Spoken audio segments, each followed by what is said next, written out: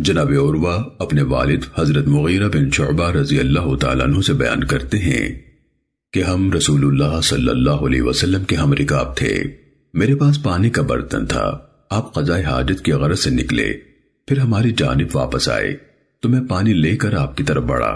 میں نے آپ کے ہاتھوں پر پانی ڈالا، آپ نے اپنے ہاتھ دھوئے، پھر منہ دھویا، پھر آپ نے اپنے بازو آستینوں سے نکالنا چاہے، جبکہ آپ نے جبہ پہنا ہوا تھا۔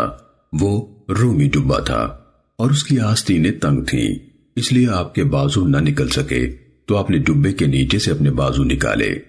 پھر میں جھکا کہ آپ کے موزے اتاروں تو آپ نے فرمایا انہیں چھوڑو۔ میں نے اپنے پاؤں ان میں ڈالے تو یہ دونوں طاہر تھے۔ پھر آپ نے موزوں پر مسح فرمایا۔ عیسیٰ بن یونس نے کہا کہ میرے والد یونس بن ابی اسحاق نے کہا کہ شعبی نے کہا مجھے عروہ نے اپنے باپ مغیرہ کے متعلق گواہی دی اور اس کے باپ نے رسول اللہ صلی اللہ علیہ وسلم کے متعلق گواہی دی۔ اس توضیح سے مراد حدیث کی توثیق مزید ہے۔ سنن ابو داود حدیث نمبر 151۔ حضرت مغیرہ بن شعبہ رضی اللہ تعالیٰ عنہ نے بیان کیا کہ رسول اللہ صلی اللہ علیہ وسلم قافلے کے ساتھیوں سے پیچھے ہو گئے اور مذکورہ بالا قصہ بیان کیا۔ اس میں ہے کہ پھر ہم لوگوں کے پاس آئے تو دیکھا کہ حضرت عبد الرحمن بن عوف رضی اللہ تعالیٰ عنہ انہیں نماز فجر پڑھا رہے ہیں۔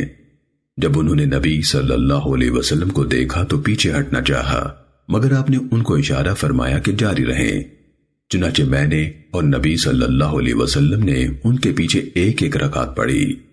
جب انہوں نے سلام پھیرا تو رسول اللہ صلی اللہ علیہ وسلم کھڑے ہو گئے اور فوشدہ رکعت پڑھی اور اس پر کوئی اور اضافہ نہیں کیا، یعنی سجدہ سہو نہیں کیا۔ امام ابو داود رحمہ اللہ کہتے ہیں کہ حضرت ابو سعید خدری، ابن زبیر اور ابن عمر رضی اللہ تعالیٰ عنہم کہا کرتے تھے کہ جسے نماز کی ایک رکعت ملی ہو تو اس پر سہو کے 2 سجدے ہیں۔ سنن ابو داود حدیث نمبر 152۔ جناب ابو عبد الرحمن سلمی روایت کرتے ہیں کہ وہ عبد الرحمن بن عوف رضی اللہ تعالیٰ عنہ کے پاس حاضر تھے اور وہ بلال رضی اللہ تعالیٰ عنہ سے نبی صلی اللہ علیہ وسلم کے وضو کے بارے میں دریافت کر رہے تھے۔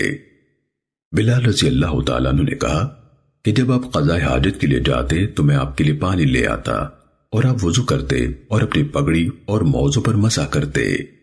امام ابو داود رحمہ اللہ کہتے ہیں کہ ابو عبد الرحمن سے روایت کرنے والا ابو عبداللہ بن تیم بن مرہ کا مولا یعنی آزاد کردہ غلام ہے۔ سنن ابو داود حدیث نمبر 153۔ حضرت جریر رضی اللہ تعالیٰ عنہ نے ایک بار پیشاب کیا، پھر وضو کیا اور موضوع پر مسح کیا اور کہا میرے لیے مسح سے کیا چیز مانے ہے، جبکہ میں نے رسول اللہ صلی اللہ علیہ وسلم کو مسح کرتے ہوئے دیکھا ہے۔ کچھ لوگوں نے کہا کہ مسح کا حکم سورہ مائدہ کے نزول سے پہلے کا ہے، تو حضرت جریر رضی اللہ تعالیٰ عنہ نے کہا میں تو اسلام ہی سورہ مائدہ کے نزول کے بعد لایا ہوں۔ سنن ابو داود حدیث نمبر 154۔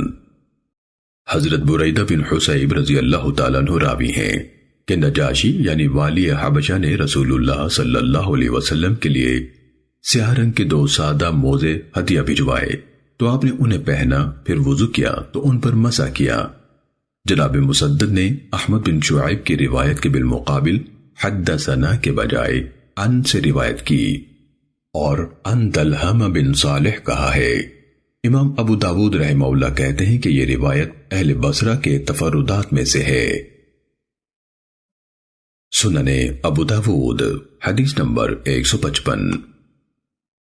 حضرت مغیرہ بن شعبہ رضی اللہ تعالیٰ عنہ سے مروی ہے کہ رسول اللہ صلی اللہ علیہ وسلم نے جب اپنے موضوع پر مسح کیا تو میں نے عرض کیا اے اللہ کے رسول آپ بھول رہے ہیں؟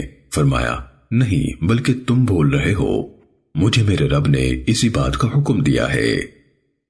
سنن ابو داود حدیث نمبر 156۔ حضرت خزیمہ بن ثابت رضی اللہ تعالیٰ عنہ نبی صلی اللہ علیہ وسلم سے بیان کرتے ہیں کہ آپ نے فرمایا موضوع پر مسح کرنے کی مدت مسافر کے لیے 3 دن اور مقیم کے لیے 1 دن اور 1 رات ہے۔ امام ابو داود رحمہ اللہ کہتے ہیں کہ اس حدیث کو منصور بن معتمر نے اپنے سند سے ابراہیم تیمی سے روایت کیا ہے اور اس میں ہے کہ اگر ہم مسح کی مدت میں اضافہ چاہتے تو آپ اضافہ فرما دیتے۔ سننے ابو داود حدیث نمبر 157۔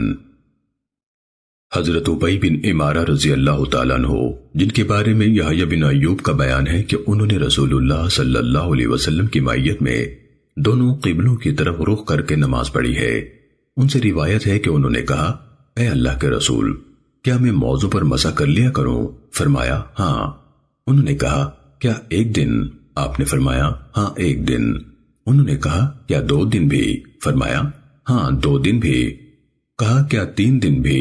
فرمایا ہاں، اور جو تو چاہے۔ امام ابو داود رحمہ اللہ کہتے ہیں کہ اس روایت کو ابن ابی مریم مصری نے بسند یحییٰ بن ایوب ان عبد الرحمن بن رزین ان محمد بن یزید بن ابی زیاد ان عبادہ بن نسی ان ابی بن عمارہ سے روایت کیا ہے۔ اس میں ہے کہ دونوں کا اضافہ 7 دنوں تک پہنچا۔ رسول اللہ صلی اللہ علیہ وسلم نے کہا، جو تیری سمجھ میں آئے۔ امام ابو داود رحمہ اللہ کہتے ہیں کہ اس کی اسناد میں اختلاف ہے اور یحییٰ بن ایوب قوی نہیں ہے۔